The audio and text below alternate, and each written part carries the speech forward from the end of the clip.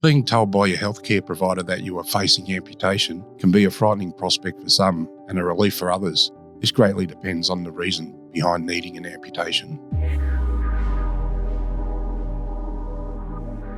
I'm Alyssa from Limbs for Life. I'm an above-knee amputee, and we're creating a range of videos about living with amputation, helping you to gain some better insights about understanding limb loss from a user perspective and answering some of the questions along the way that you may have.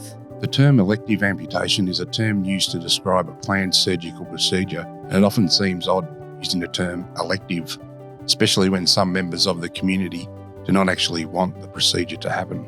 Like I said, it depends on the reason for the surgery. In 2015, I had a sore foot for quite a while and found out that I had blocked arteries from diabetes, uncontrolled. And in 2015, they decided to amputate me below the knee. It was just through poor health, poor diet, and having sores on my feet that I didn't look after. When I found out that I was losing a leg, I was quite distraught. I just thought I was going in with an infection, and it sort of hit me that, geez, like you really did yourself some bad damage here. It was a lot to take in at once, but I spoke to my friends and family, and I'd been in and out of hospitals for about 12 months because of my foot. And by then I was ready for the problem to go and move on with the new look, with no leg. I couldn't blame anyone. It was my own fault through my bad decisions in lifestyle. It was all on me. So it was a lot to take in, but slowly but surely, after going through rehab, meeting other people, that I sort of learned to live with what's happened. Unlike people who lose limbs to trauma or life-threatening infection, people facing elective amputations have time. Sometimes that's a good thing, some would say not so good. But time can allow you to do some research, ask some very important questions, and start thinking about what the journey moving forward will look like for you. So I was diagnosed with osteosarcoma in 1995. I asked for limb-sparing surgery back then, and then I had a recurrence in 2002 where my leg was amputated above the knee and multiple metastases in the lungs. I was sent home by my oncologist, and I remember he told me the grim news around 10:30 p.m. at night, which is quite an odd hour for the oncologist to call. And I went to my boys' rooms and I slept with them and just sobbed myself to sleep. My emotions were all over the place, knowing that I will not grow up to see my kids achieve their milestones, get married, have children was really overwhelming for me, and I was in complete sadness for what I will not see in the future for my boys. It did take me a few days to process the news. I think the following week I thought, no, I'm not going to just take this and just accept my fate based on my oncologist's theory, that textbook theory that, I won't survive this. So I did my research. I went and found a sarcoma orthopaedic surgeon at St Vincent's Private in Fitzroy, and I went and saw him, and he actually said, we can potentially cure you if we amputate you above the knee and remove the metastases out of your lungs. So during the surgery of my lung, along with the amputation, he found a lot more in my lung. The thoracic surgeon did. He found around 20 in my right lung, and he didn't think I would survive, knowing how many mets were in my lung. A month later, I had my other lung done, same thing, another 20, so 40 mets all up. And since then, every 2 or 3 years, they've been popping up. And these are sarcoma mets in my lungs. Even though my leg was amputated, it's still in my body, but I deal with it. And my life's not threatened at the moment. I'm not sure in the future if it will be, but at the moment I feel very blessed to, be able to move around and, be relatively healthy. When I found out I needed amputation, it was actually a relief. Prior to that, my oncologist sent me home and said that I've only got basically a few months to live. So I took it in my stride to go and find some professors in the city. And that's when Professor Chung told me that I can potentially be cured if I had an amputation and the spread to my lungs is removed.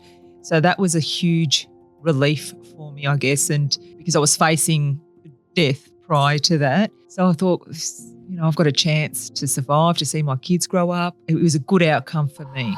So let's consider this. You've got your head around what's going to happen, or you're trying to. It might be a time to start planning and asking some really important questions. We've created some suggestions for you, and you might have some of your own. As a starting point, find out which hospital your surgery will take place at. Is the hospital where you're having surgery connected to an amputee-specific rehab centre? And if not, where will you be going for rehab?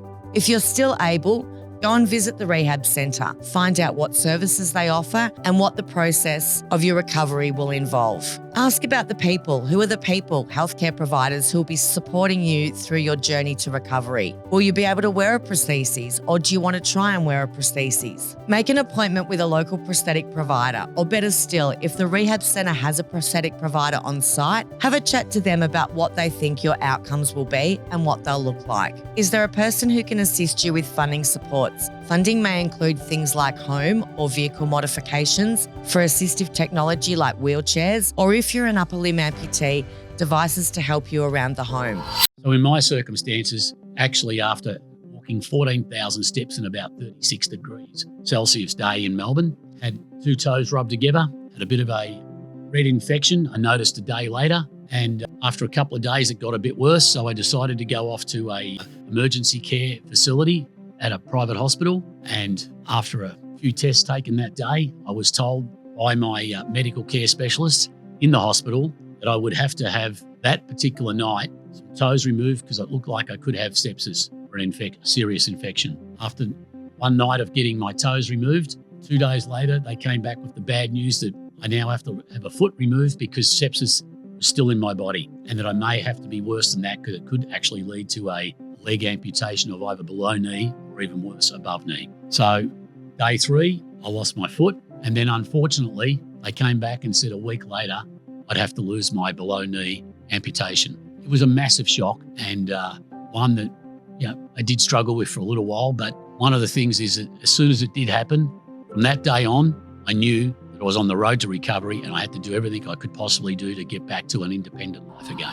I was a fit and healthy 24-year-old who went out one night with friends to a pub, had a big night, woke up feeling ill the next morning and thought that I had a bit of a hangover. But it didn't turn out that way. I had actually contracted meningococcal septicemia, and within 24 hours I was in a coma in intensive care and was in induced coma for the next 2 to 3 weeks. Because of the speed of meningococcal septicemia going through my body, through my bloodstream, my legs effectively started to die from the toes moving up the leg, same with my hands. And within 2 weeks, they had to amputate both my legs under the knee. So effectively, I really didn't have the choice for my amputations, nor was I fully aware of what was actually happening to me because I was